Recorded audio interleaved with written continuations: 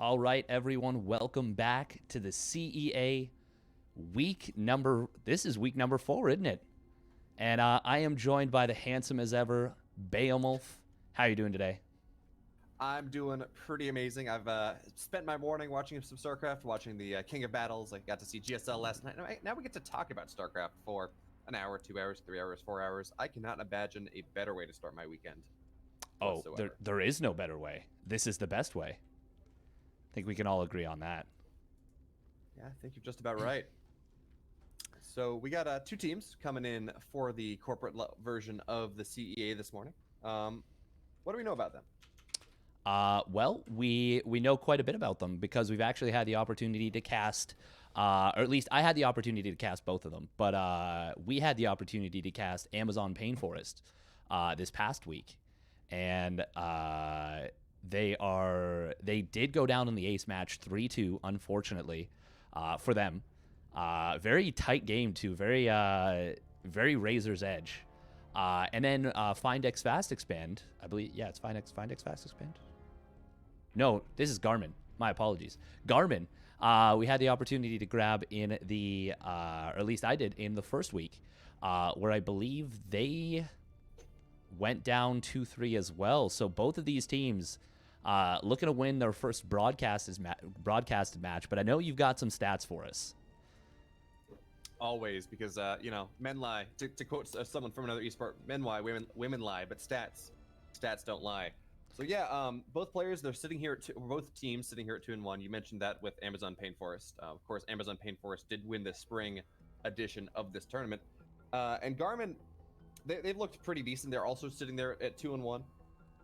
They beat they beat a couple of 1 and 2 teams, and they lost Epic Systems, who is sitting there at the middle top of the bracket, also at 2-1. So they're kind of sitting there in the middle. One might argue that based on their performance thus far, they fit in more with that middle of the pack versus upper middle. Yeah. But they haven't looked bad, certainly not. Actually, and they beat GG Mail as well in, I believe, week 1, which is Gmail's B or C team, which is that they're currently down at the very bottom of the bracket, sitting at 0-4. So they're beating the teams they're supposed to beat, and it also appears that thus far they're losing the teams they're supposed to losing to the teams they're supposed to lose to. Yeah. So again, solidly middle of the pack, but certainly should give us an interesting set of games as we move on into this week. Yeah, interestingly enough as well. So there are a few things about this week. So there was just to re-explain, I guess, the CEA. It's Clan War style, best of 5. Teams going toe to toe, and the way the maps work is they're maps from last ladder season, this ladder season, and then a bunch of just random maps because they were like, why not? And then each week there is a theme. So 3 of the maps this week are basically standard, just normal maps, whatever. But for the second map, on both the corporate side and the collegiate side, which is going to be coming up in about a little less than 2 hours, both teams have their second map being voted in by the opposing squads. So the collegiate side voted in the map for the corporate side, and the corporate side voted in the map for the collegiate side. And I'm putting myself on the spot a little bit here. Which was which? Okay, so for the collegiate side, the corporate side voted them in Steps of War. And for the collegiate side, it's a map I have never seen before called Old Forgotten Temple. From the 14th edition of the Team Liquid map contest, and it, at least according to these guys, to the CA, it's classified as a rush map. It's kind of hard to tell just based off the picture of it. But man, this is a weird map. It looks like, man, the rush distance, the natural to natural rush distance looks super short. Yeah. It is kind of following similar themes, it seems, with the Steps of War and this Old Forgotten Temple style. Very, very interesting, very fun to see, and should produce some pretty good memes, I think. I think we can be guaranteed there will be some memes at the very least. Yeah, and talking about the memes and the dreams of this map pool in general for this week, we have a lot of very quick short maps. I mean, Lightshade, sure, okay, maybe that's a little bit longer, but when we look at map 2, okay, man, that looks real close, natural to natural.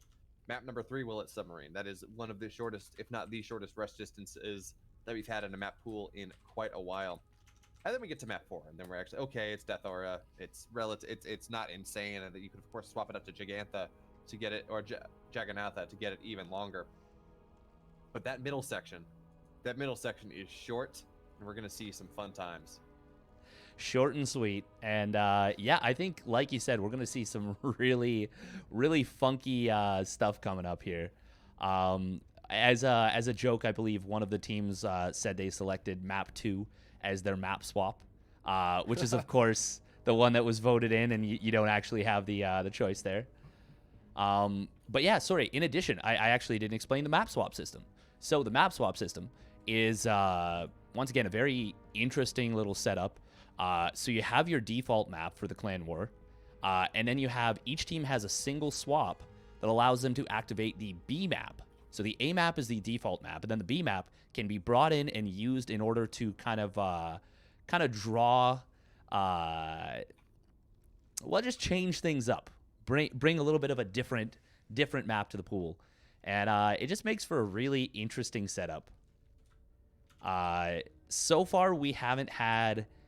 I think the most impactful one was actually last week when, funnily enough, Amazon Painforest used their map flip to bring in a very funky map, and I believe it was Kata who did a very aggressive build on that map, and it made for an entertaining game. Yep, he used that map swap, of course, to say, no, we don't want what was used to be called Blackpink, but I guess due to trademark concerns, it's no longer called Blackpink. It's called Neo So Elina. But anyways, he said, you know what? I don't want that map. It's going to be Rakshir, which I believe only showed up in the GSL back in 2016. I don't believe it ever hit the ladder, and hit us with some wonderful cannon teams. He definitely had some memes there, yeah, and his opponent was not prepared at all. And I think we spoke about it last week, but we'll see it again probably this week. Kata is a very preparation-based player, and I think we're going to see a few kind of builds like that between these two teams, and I'm looking forward to it. Yeah, absolutely. But, in order for us to see Kata, we have to see we have to get through the rest of our players, and that's no mean feat whatsoever. No, it is not, and I'm good with that, too. We have spawning up in the top left position of the map, representing Garmin Fenix. It is the blue Protoss player, Mr. Jin. And in the bottom right, in the red for the Amazon Painforest, it's Noodle, otherwise known as Fudge Stripes. Yeah, oh man, it's so tricky trying to match the names up, right? I was doing a 2v2 last week for Sugar, who does a bunch of stuff for NA Apprentice, but he ran an NA Apprentice 2v2 league the last several weekends, and I want to say the semifinals there were 2v2 teams, and all 4 players had different names on the Wikipedia bracket than they did in game. It was, and to make matters worse, one team was a Terran team, and Game Heart was not turned on, so both players on the same team had the same color. Oh no. Just like, it's something. People are doing things, it's fine. Oh man, that's so difficult, because you the only way you would know is if they had different upgrades and you clicked on each individual unit. That would be the only way to know. That, or you kind of mouse over them, you're like, I think this is what this is. And then you get the fun stuff where we are Dear Geeling and Prince in that, and of course Dear Geeling Prince players for Team GP. They're like GSL round of 32, round of 38 players, but they don't quite make the GSL, but they make the last chance qualifier every time. And they were doing fun stuff with unit control. So, all the flyers would go on Dear Geeling's control group, whether or not they were Phoenixes, whether or not they were Mutas. So figuring out who was doing what, much less who was building what, was incredibly difficult, to say the least. That's a really neat part of 2v2 is the shared unit control. So the ability to raise and lower depots for each other. Of course, 2v2s won't be a factor in this clan war, but In the collegiate side later that we'll be broadcasting, in about an hour and 50 minutes from now, there will be 2v2s. And, well, you can talk about it last week. We had some explosive 2v2s. Oh, absolutely. It's kind of cool. I mean, you see these players, and again, I saw. Oh my god! That was Oh, and now he's gonna pull off. I'm not sure how I feel about that. Is it worth that much mining time lost to maybe shoot the Reaper away? Most certainly not. That was the most effective Reaper grenade I think I've ever seen in terms of mining time lost. That must have hit 12 probes. I think it did, and then of course we had the probe pull on top of things. It's like, oh, get out of my base. Well, you know, at a certain point, the probes don't have chests. The carapace, the shell beating, to drum out the Reaper, it really is not all that worth it. No, I would say not. I would say not quite worth it there. We do have this proxied pylon on the bottom left of the map, and I wonder what this is going to be for. We don't have any tech building besides this robotics facility yet, so there's no proxy dark shrine, no nothing like that. But we could see. Well, actually, there's no probe there, so never mind. We can't see anything. Yeah, I think this might just be, I mean, you see players do this against Terrans, against Protoss, occasionally where they'll just have that pylon off to the far side, and then warp in a couple of depths. They say, you know what, we're going to go send them in when I don't think anyone's paying attention. But yeah, other than that, that's exactly the kind of pylon positioning I would expect to see if you had a Dark Shrine somewhere else on the maps, in your base, proxy there, whatever the case may be. Because that's kind of just far enough out that if you don't want to say commit to a Warp Prism, that's kind of the position you want to start warping Dark Templar in from. But again, there's no Twilight. It's just a Robo into a Robo Bay. So this is... Ready for dust off. We're not going to see disruptors here. I mean, I guess this is just quick into... Or it's pretty much your fastest possible Colossus. Yeah, that's what it seems like to me as well. I think it's a little too late to do a disruptor job. Sorry, you were about to say? Oh, I was talking about this wonderful thing that you're showing on the map right now. It's all well and good to get into early Colossi, but you do kind of want to have some sort of defensive units. The ability, of course, to blink on top of things like drops, like this actually fairly delayed, Widow Mine drop coming in here onto the natural, and it looks like Mr. Jim's not really paying attention now. He is. Okay, good pull there. Yeah, and he is going to be that's not ideal. Did not see that one Widow Mine, and Stalker will go down. Fortunately, the Sentry does not go down. Oh, just yet. Oh, no! Oh, no. Did he just lose the Observer, too? Oh, my God, he lost the Observer to the splash damage. Oh, what a disaster. That is so unfortunate. Oh, no. That is... And, I mean, he's been cutting tech rather significantly to get onto this fast Robotech as possible. That being said, though, I mean, it's not that early we would look at Colossi coming out now. In the grand scheme of things, I mean, I can't help but feel that Mr. Jin, I mean, I feel like his Colossi is coming out at normal time, but there is no third base, and there's no supporting tech. Right? There's no blink, there's no charge, there's nothing that will allow to keep the Terran off of them. Yeah, no, exactly. And I think this Widow... Okay, he's just going to use it to control space on the third base. I actually like that a lot. But if he had gone back in with it, there's a good chance he gets those, at least one of those two burrowed again. And maybe you get yourself a big shot. But instead, he's just going to occupy both third bases, and that's going to be annoying to deal with. Yeah, there is just about nothing worse than sending your probe out, your drone out, whatever it is. Oh, yes, I'm going to go take my third base. And it goes away. And you're like, man, I thought I took my third base. What happened? And, you just keep sending it out. This has never happened to me in the history of how I've been playing this game. Oh no! God. That's unfortunate. Yeah, absolutely. So interestingly enough, we don't see an armory up yet, and we're actually really getting to the point where I would like to see one. Of course, 1-1 is just about done here. But more importantly than that, we have started to see in pretty much every match at this point some heavier Widow Mine stealth here. We do have disruption going on in the main base of our Protoss player. It looks like he wants to send the rest of his army out to delay any sort of third base as he's kind of rotate around. Is that Colossus? Yeah, he could just get on top of that Colossus. Oh no! Colossus, the main base, the drop will get cleaned up.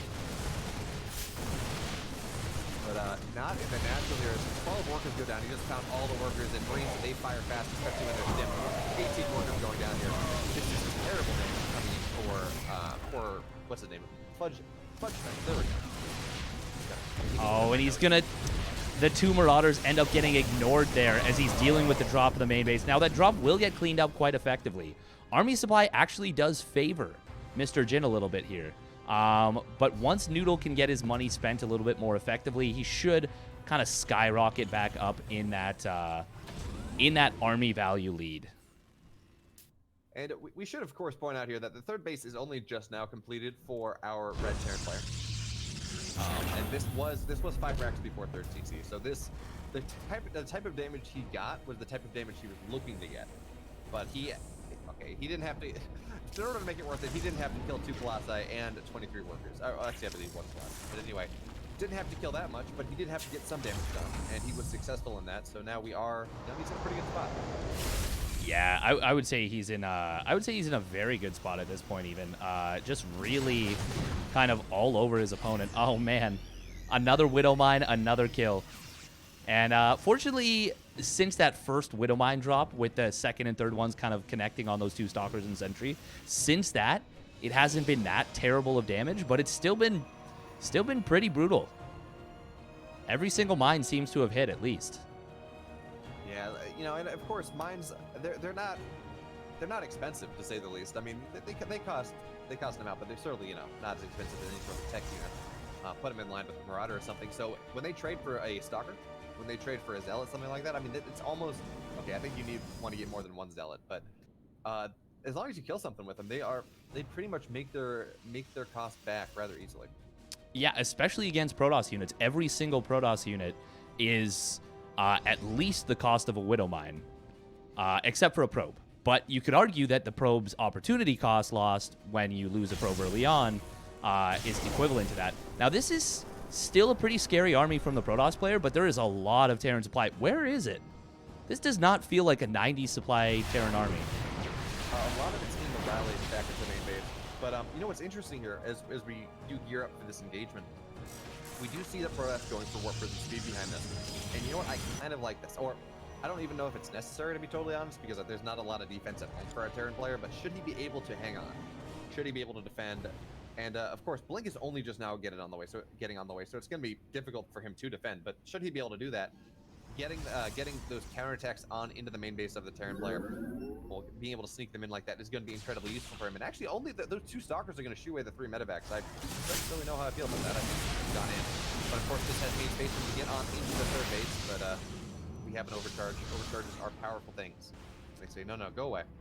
Okay, finally Noodle recognizing that there is just 2 Stalkers here, like you said, and immediately obliterates them. And, oh, he's going to pick off a lot of workers in this main base.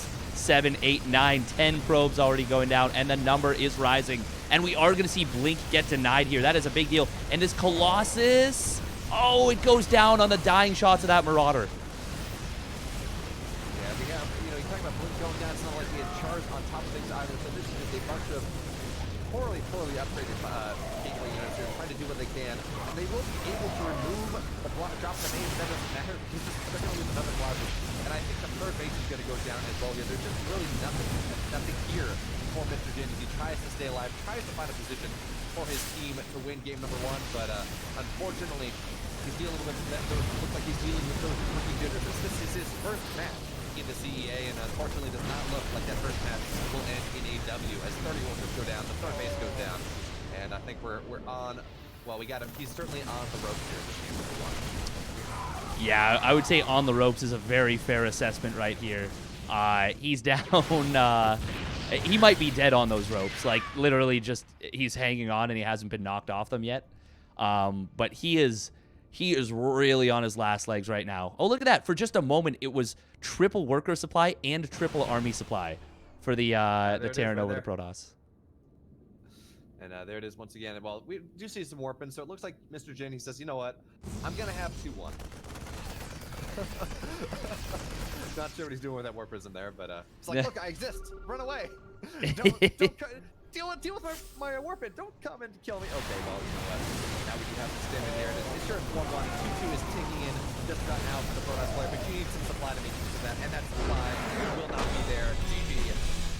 Fudge Stripes taking game number 1. Yes, he does. A very nice showing from him. Just looking solid right there, and putting the Amazon team up 1-0 in the series, and yeah, well done. Absolutely, and this is also congratulations to Fudge Stripes. This is his first map win of this CEA fall season. That is exciting. So, it is exciting. It's always nice to get that monkey off your back and actually get a game win. Make sure, like, look, I can actually do something. I can contribute to my team. I can be useful in this league because I've definitely played in team leagues where I've been, 0-3, 0-4. It gets to week 3, week 4, week 5, and you're like, geez, man, I gotta do something, but you just get bad luck. So it's really nice to be able to get that win. Say, okay, we're gonna go on from here. We're gonna do things. It's gonna be great. Yeah, there is absolutely some pressure. Even when you're playing with friends, playing with coworkers, there's still some pressure that you put on yourself a lot of the time to like eke out a win. You're like, oh man, if you don't win, I'm letting the team down. That can be the thought. So like you said, getting that monkey off his back, really nice feeling. He's gonna be happy about that, I'm sure. Oh, and yeah, absolutely. And you talk about, it's just among friends. It's there's no specific prize pool that you're personally winning, but I mean, it's still a fairly significant prize pool for the charities that they're competing against, as this is a 4 charity tournament that is getting run here. So while it's like, okay, am I gonna get an extra whatever I forget what the prize pool is at the moment, but am I gonna get that a little extra into my pocket? No, but an incredibly deserving charity will, and that is I don't know if that's more or less pressure for these players, but it certainly is something that is in the back of their minds at all times that they're trying to go through this week after week. I guess it depends a little bit on the player, but yeah, I would say it probably in a lot of ways is more pressure. You're probably like, oh man, like, I got to help those kids. If I don't, like, it's what's going to happen to them. But sorry, go on. Jimmy V quote? Gotta save those kids? Is that a Jimmy V quote? Forget. Anyway, what are you saying? I'm sorry. Yeah, you made a quote and I forgot what it. Yeah, it triggered something. My apologies. No worries. I know that feeling. No, I was just about to talk about Old Forgotten Temple, which in many ways almost looks like an homage to Steps of War. When you look at it physically, it just I don't know how else to describe it, but looking at the like little wireframe, it reminds me of Steps of War in a lot of ways, and it's pretty interesting. Oh, should we? Steps of War, definitely before my time. Steps of War is so OG. Sure. Yeah, you've been around in the Starcraft scene pretty much since the beginning, right? Yes, yeah, I played in the Wings of Liberty beta, which was a fun time, but also I was very bad. I mean, I think everyone was. It's funny, you look back and you look at, say, Fruit Dealers win in GSL Season 1, like first ever. Like, man, I could have beaten him. As good as I am now, and granted, just 10 years later, we actually know how to play the game at this point. We know our expansion timings. You had a lot of players playing like it was Brood War. And that's what they knew, and that's what you're coming off of. But I think a recent Pylon show was talking about how, pretty much your average diamond in 2020 is probably the level that you would have to be at with the game knowledge that you have to be able to win GSL Season 1. I don't know if that's true, kind of that average diamond level, but it is really interesting to see how both game knowledge and skill has improved so dramatically over the course of these last 10, 12 years. Yeah, it has been a drastic change. I don't know if I would say necessarily as extreme as that, but I think maybe like mid to high masters I think would be able to do so, mostly because of the macro aspects. But without further ado, we are getting into game number 2 here in this best of 5 clan war. Spawning up in the top right, representing Garmin Fenix, it is Juba. Blue Zerg. And his opponent in the bottom left. In the green for Amazon Painforest, it's Light. And yeah, very interesting that that we had 2 Zergs come out on this map. Both teams kind of just saying, you know what, this is a massive opening at the natural. This is a short rush distance. There's I don't want to have to deal with this as one of the other races, is what they're saying. Yeah, and it's really interesting. On top of that, this is in fact, we talk about how it's a short rush distance. We're gonna put Zergs there. But knowing that, I would have expected to see something really early, maybe a 13 pool, a 12 pool, something crazy. And that's not what we're seeing. Sure, Light, he went for a, 15 or 16 pool before his hatch to make sure he stayed safe, but we don't see these really aggressive openings coming from either Zerg player here. And as an aside, did we have, was Light a late sub? I don't believe so. I think, hang on, let me take a look at my sheet here. Because I have Stoic Willie as the Zerg player that's supposed to be in there. Unless, of course, Stoic Willie is Light, and that's just 2 players by the same name. Oh, you know what? No, that is my mistake. That is meant to be Light. Yeah. Sorry about that. Yeah, no, Stoic Willie's actually a member of a different team.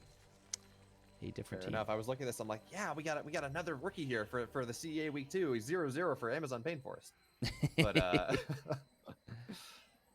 and this is interesting. So we see these 6 lanes moving across, just trying to see what they can get done. Of course, that is one of the benefits of getting an early pool, but it feels like Juba may have overcommitted this just a little. He's already got, 8 lanes on the way. That's going to be more than enough to deal with things here. He's got a spine going down in his main base, and that is incredibly expensive. It's worth what? It's worth about 4 drones at the end of the day, 4 or 5 drones. In terms of raw cost, it's 3 drones, but when you consider opportunity cost, yeah, I would say 4 or 5 drones, maybe 4.5. Yeah, that sounds about right. So absolutely, I think he may have overcommitted here, but he will have the later speed by about 30-40 seconds. He will have the later Baneling Nest, should he go for it as well. So maybe I question his decision to go for a spine that early, but I don't know if I question his decision to go for a spine in general, knowing what we know about the openers coming in here from Light, knowing what we know about the Baneling Nest timing, the speed timing, and all those fun things. Is we're about to hit that first big break point in ZVZ, right, where you see both players. It's about 27, 28 workers, and they say, actually, I'm just gonna build a bunch of 20, 15, 20 links and try to see if I can get something done here. Yeah, it looks like the decision is going to be chill, at least for the moment, from Light. He is pumping out more of those Zerglings. Well, we do see a Roach Warren and that hidden Baneling Nest from Juba. Yeah, and Juba, of course, he has decided to stay on 2 bases for the time being. This is a far past the window where he typically would go and get a third base in ZVZ, unless you're planning it for something aggressive that it looks like Juba is going for here. And we talk about, man, early pool, right? That sounds like a great idea for a close rush map. Well, roaches are slow, but they're powerful units, and generally you don't see a lot of roach aggression in ZVZ until you get to that layer, until you get roach speed. However, if the rush distance is as short as this one is, well, suddenly the roach speed detriment as you try to get across the map matters a whole lot less. So it looks like that's what we're going to see here, is we do have 6 roaches on the way for Juba. And that Baneling shot, though. That Baneling shot. That was an oof Baneling for sure. What kind of have actually? So a couple Banelings, they're gonna wobble their way on. Oh, never mind. Those are the Banelings of Juba. Yeah, I saw the green. Ah, yes. It makes it so difficult to commentate when you have this kind of stuff. Oh, absolutely. What's really bad is when you have hotkeys off and you're trying to judge a Zergling fight, and you have the HP bars off. You don't have them colored. You don't have them colored per team. It is so difficult to call that. But we do have Juba moving in here, sitting about down 9 workers, but up 12 army supply. And we only are just now starting to see any sort of roach reinforcements coming in here for Light. Is he's going to get on top of the mineral line quite quickly. Drones are going to have to be rolled, and even that Baneling Wall is really not going to do a whole hell of a lot here. Yeah, he needed that to help with the Zerglings that are reinforcing. Now, this is actually turning into a little bit of a decent cleanup. But Light has lost a lot of drones already, losing 12 drones. Now, that +1 attack is on the way, and of course, there's no third base for Juba. So Juba is really, really all in with this. But if Light can hold, he is going to be in a great spot in this game. You say if he can hold, I think he is holding here as well. The wall is now Oh, that was nice. +1 is just about done. That was real nice. And sure, now we have a couple of Zerglings on top of the third base, but there are +1 roaches absolutely shred Zerglings. Yeah, they get that 2-shot. As I say that, you don't want roaches in the open field. Roaches in the open field net are absolutely not something. Well, until you get, of course, the clump, but before they can have multiple firing at the same time, they just get surrounded and rapidly killed. Really good job here on the wall, though. Oh, yeah. Blocking that additional Ling run by from getting in was really, really crucial. Now, Light has redroned a little bit, so he is up 5 workers right now, but the big deal is that third base and that +1 missile. And, oh, look at this, even reinforcing the wall a little bit, so Queen can just plop her fat little button there and get that. But, oh, no, a few of these roaches are going to get isolated. However, with that +1 missile, yeah, they're going to clean up those Ling very quickly, and this will end up being a really, really fortuitous hold for Light here, and he takes a pretty big lead in this game now. Yep, he has his third base.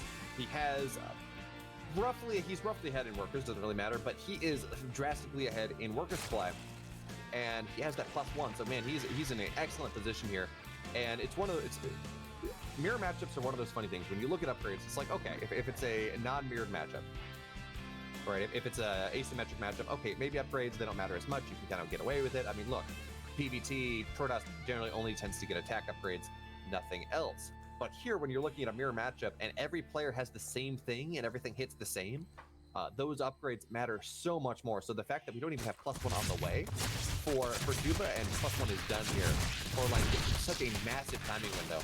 As actually, that's a nice circling run by, just sniping the Queen, making sure actually nice circling run by on both sides. As the Queens will go down, which means well, there's just going to be less production in the middle stages, I guess. Also, I was someone in chat was saying my sound was a little quiet. So I did tune it up. I hope I'm not blasting your ears. I hope I'm not blasting your ears out. No, that's good. That's good. Thank you. Yeah, I think you can even raise the volume up a little bit more, probably. I think that would be okay. Let me see if I gotta open up another program. Oh, that actually sounds good. Never mind. Okay, we're good. All right, so a couple of Lings do get spotted on the map here, that remnant from the earlier counterattack. It is interesting to note, though, that Light did not commit into the main base, so he was able to disengage with those Lings and keep the lion's share of them alive. Whereas Juba, of course, went into the main base, got the Queen there, but then was committed and did lose all those Lings, so a lot of counterattack potential lost.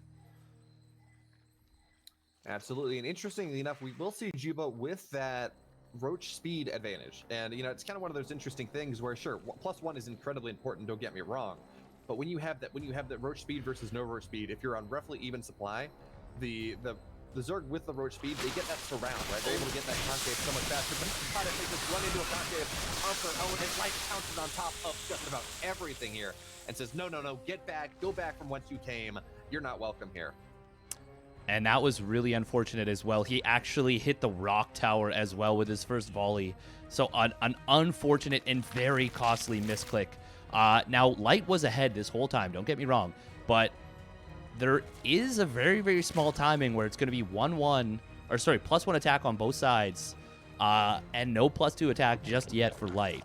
And if these supplies had been even, maybe, just maybe, Juba could have taken a really good fight there. But now, having lost a good amount of roaches, and, well, he's not going to have a timing, and that means Light is going to go up to that +2 attack. We'll be able to finish before the next fight. And it should be pointed out here that Light, he is pretty all in at this point. He has not really been droning up his third. He's still sitting on only 49 versus 61 of his opponents. So there is that he does have kind of going for him here. And interestingly enough, we do see Juba going for a rather quick Hydro transition. And I don't know if he has the supply or the economy to really support that yet. As the rule of thumb I generally see when you look at the top players, it's okay, I have a fourth base. I have that extra gas. I have I'm at sitting about 180 supply, but now, or I'm sitting at 200 supply, now I can make my Hydra transition. I worry that as much DPS as Hydras do provide, with the supply deficit that we do see Juba here in this game, and the army supply deficit in particular, the Hydras that are coming out, they're just going to get jumped upon, and there's not going to be enough growth buff for them. As you have right now running in here, it is +2 versus +1. Growth speed on both sides, nice piles on that spine, and it looks like Light has just barely enough skill on pushing on through here. And we do have a couple Hydras firing in the back, but these piles will force the army back, and Juba now on the retreat, doing whatever he can to make sure he survives in this game, retreats back to his spine, but the spine will just get targeted down, and now Juba sitting on here in the maze, in his main base, in his natural, retreating back, and there we have TG Light taking game number 2, putting his team up 2-0 in this best of 5.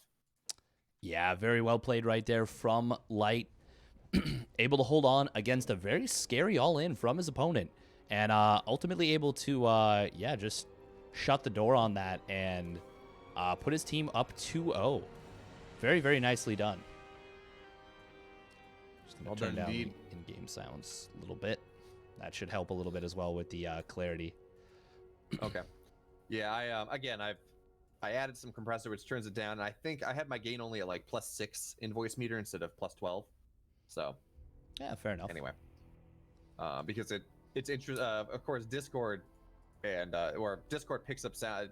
I don't know. Discord versus Zoom, you get different sounds, and I was blowing people out in Zoom. But anyway, we now have Amazon Painforest. They're up 2-0. They're one game away from putting this series to bed. That they are, actually, yeah. And that's going to be who is heading in for this one. I believe, I'm putting myself on the spot, is what I believe.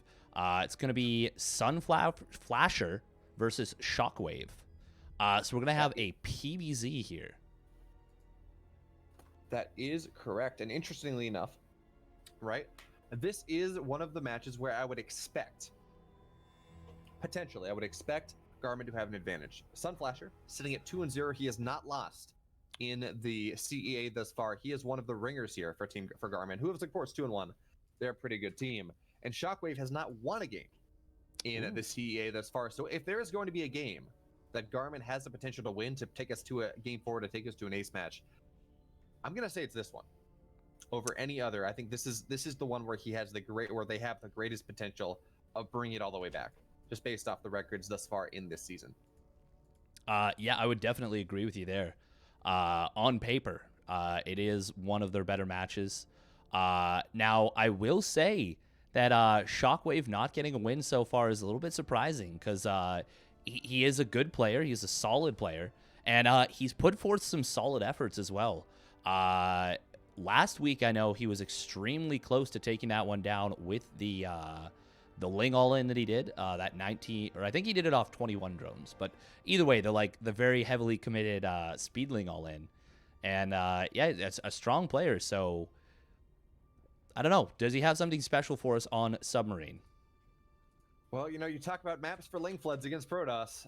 Armani's got a one he loves. It's about 21 workers off of 3 base. It looks like a standard 3 base opener, 28 supply, and then he goes, let's hit that Ling count and move across the map at 2 minutes. 3 minutes. Get there by 3:30. Right as speed is finishing. Cancel the gateway or cancel the warp gate. Do all those fun things. And I think that's kind of what we saw Shockwave do last week. So, if there's a map to do it on, Submarine, it's a pretty good one. I would agree 100%. This is a very short rush distance, still a 3 building wall, and I mean, there's no ramp to the natural. So if that's your game plan, it's a strong one. And I'm really interested to see what Sunflasher goes through. So I took a quick peek at his profile before we got into this game. He has not been ranked in 1v1 in quite a while. Legacy of the Void, I don't think it's like 2017. So I wonder whether he's a European player. But anyway, our players are loaded into map number 1, I believe. Or map number 3, wow. Yes, they are. And we're spawning up in the top left position of Submarine. The purple Zerg player from Amazon Painforest looking to put it away and secure that 3-0. It is Shockwave. And his opponent in the blue, the ringer from Team Garmin, it's Sunflasher. Yes, it is. And, well, is this gonna be the opportunity to turn it around, or as you said, is it going to be, or I guess as I said, is it gonna be that 3-0? Shockwave, interestingly, going up to 17 drones here. Not going to be going for that 16 hatch. Not a big difference, but it's the 16 hatch is the more accepted style of play these days. I think it's just a little bit, everything just times out a little bit crisper. I yes, that's true. I think another big reason, of course, that we see the 16 hatches, it's a little bit easier to avoid getting hatch blocked. But oh yeah, that's of course not going to be punished here because Sunflasher, he goes off of his gate scout. He does not go 12 scout. He gets a 13 or 14 supply, gets his gate down. That's when he sends the probe across the map. So that big punish that you can see where, oh no, I want to take my 17 hatch. Oh no, I got to take it in my third base. Well, that's even problematic. I'm going to be so far behind now. Well, if the probe doesn't get out there, that's a gamble that probably goes in Shockwave's favor here because he does have that extra drone. That's mining just that little bit longer in the early game, and of course, well, drone counts increase exponentially. Yes, that they do. That they do. Now we do see Sunflasher just looking, not looking to go for that hatch block. Just wanted to make sure there was no 12 pool, and I mean, that's an important bit of information. An unscouted 12 pool can be the end of any Protoss.